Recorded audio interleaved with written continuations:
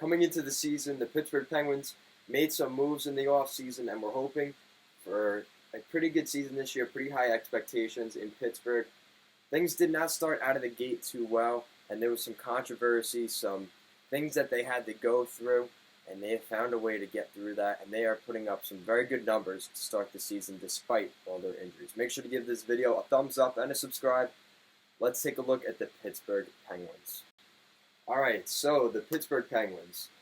Very high expectations coming into the season. Things have not gone according to plan recently. They lost to the Washington Capitals 2 years ago when they watched Ovechkin lift the Stanley Cup. Last season they lose to the New York Islanders, getting swept by the Islanders in the first round. And this season, we saw over the summer they traded Phil Kessel.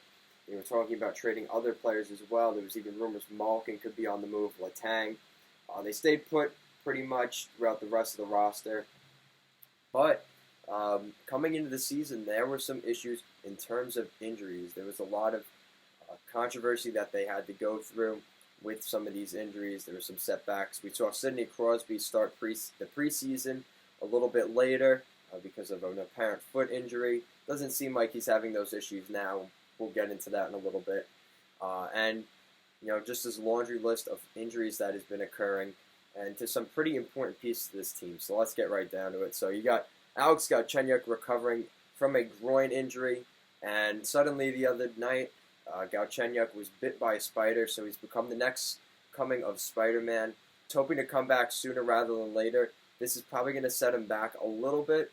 It depends on how bad it is. He did have an allergic reaction, so hopefully he recovers. Best wishes to Galchenyuk. He just got to Pittsburgh, and he's already getting attacked by things he probably wouldn't have expected to. And then taking a look at Evgeny Malkin also being injured. He suffered a lower body injury, and he will miss up to 2 months, so another 8 weeks possibly for Evgeny Malkin. Continuing down the list, you have Brian Rust with a lower body injury as well. He was back on the ice doing workouts the other day, so that's a good sign. Nick Bjugstad has a lower body injury. He was placed on the IR Monday. Moving down the list, one of the defensemen, Zach Trotman, has a groin injury. He was placed on the IR as well, and he is doing on-ice workouts, so a good step in the right direction there with Trotman. Patrick Hornqvist was out day-to-day earlier this week, so he's kind of been in and out, here and there, as well as the newest addition to the laundry list.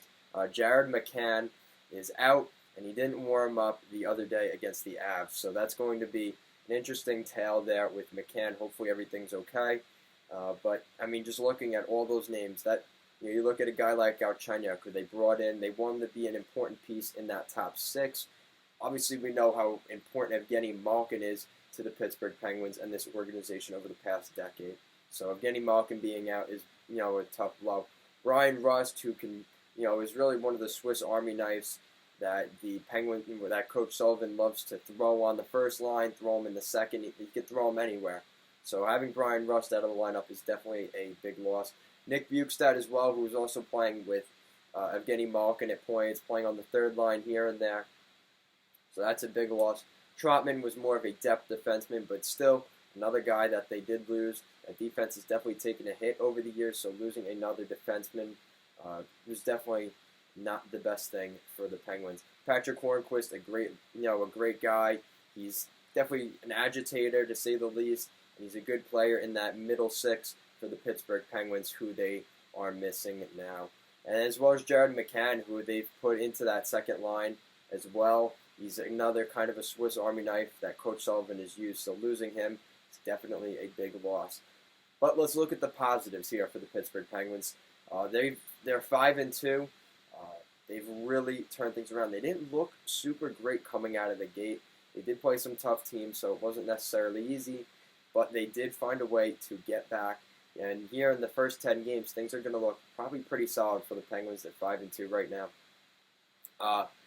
So who stepped up? Well, obviously, leading the way in points for the Penguins is none other than Sidney Crosby, 12 points. So a really good start here for Sidney Crosby. In 7 games, 12 points. Chris Letang, he has 8 points. Jake Gensel with 7 points. He's also leading the team in goals with 5. as well as the guy that came out of nowhere, one of the call-ups for the Penguins, Sam Lafferty, came up from Wilkes-Barre earlier this week. 5 points in 5 games, a +5 for Sam Lafferty. I actually, when I first heard the name, I thought they had Brogan Rafferty, who is I believe went to the Detroit Red Wings or the Los Angeles Kings. I don't remember, but I heard Lafferty. I thought that was a weird name, but no, it's a different Lafferty. It's not Brogan Rafferty. It's Lafferty. But he's had a very good start for the Pittsburgh Penguins, and it's going to be making decisions tough for Jim Rutherford when these guys return. But as of right now, they're celebrating. They're having fun. The team's looking very good to start the year, and they're finding production from throughout the lineup, scoring 7 goals in 3 straight games. I mean, that's unbelievable. So this is a good Pittsburgh team, and they're finding a way to get things rolling. As long as they could stay hot up until probably November, December, and just kind of lead the way from there.